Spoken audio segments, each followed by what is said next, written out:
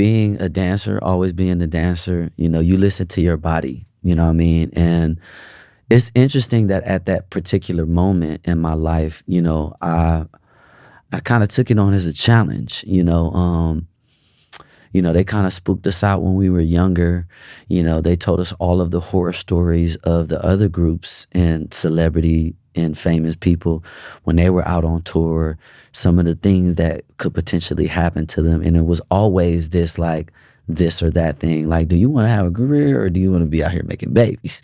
And we like, huh? 15, 16, we not thinking about that, you know what I mean? But it's a real thing. It's a real thing when you go out on that road, and you meet people and, you talking about making love and you talking about sex, you kind of call that energy out to you. You know what I mean?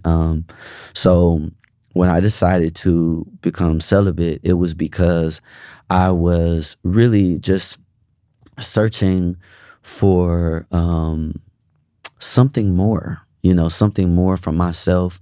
At the time, I was practicing Christianity, you know what I'm saying?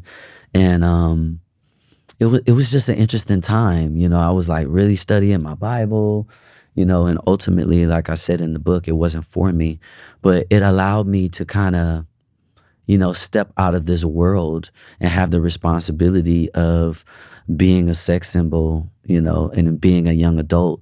And actually, in hindsight, it was preparing me for like my contribution to music, me being integral in my words and what I'm saying, not having to really live a double life, and at that time of being celibate, it's very weird for some people. A lot of people would be like, oh, he young, he on top of the world, he just put out an album, his #1 album, like you ain't out here fucking these hoes, you know what I'm saying? And I'm like, nah. It's more to life than that, you know what I mean? And by no means, I'm not here to judge anyone, because we all have our journey, you know what I mean? But yeah, I just found myself in that position of wanting to, understand my energy, give myself time to grow. And also I knew that, if I could control 2 areas of my life, which is food and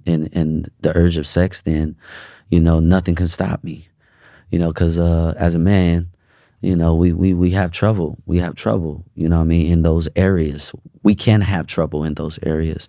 And I love women too, you know what I'm saying? So being intentional with that, being upfront about where I'm at, you know what I mean?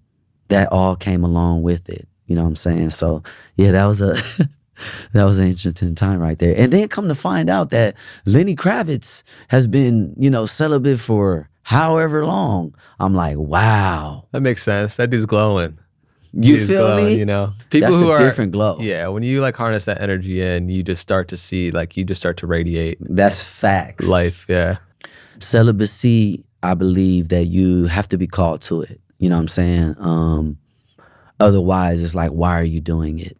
You know what I mean? But that was an interesting time, and it was a great time. I'm glad that I got the chance to do that. Yeah, I find it so.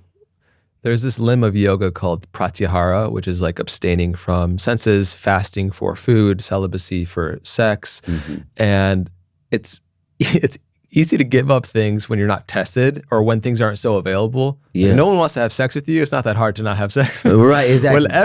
When it's so available and you make that decision, you're going to be tested repeatedly and you're going to really show up and see what your resolve actually is within that. Yeah. And so as you made that decision, which I know was probably tough at the time, and of course, there's many paths to the same ocean bed. There's many ways to find that true vibrancy, to know yourself.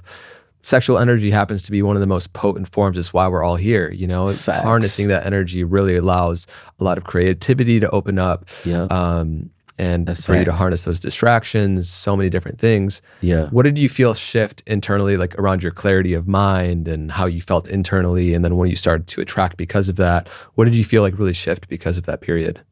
My connection to, the things that I were calling into my life and why, I was able to clearly see, listen to that inner voice differently. My judgment wasn't so clouded, you know what I'm saying? And I was okay with that.